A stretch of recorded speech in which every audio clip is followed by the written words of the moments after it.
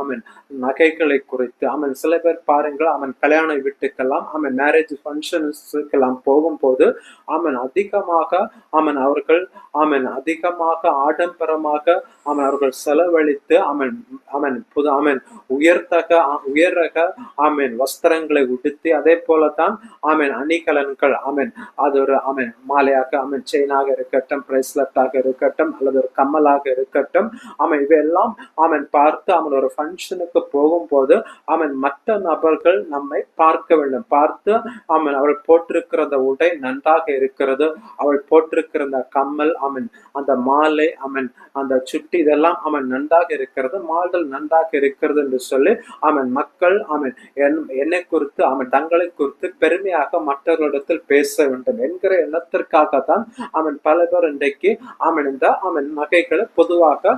அணிக்கிறார்கள். பாருங்கள், யாரும்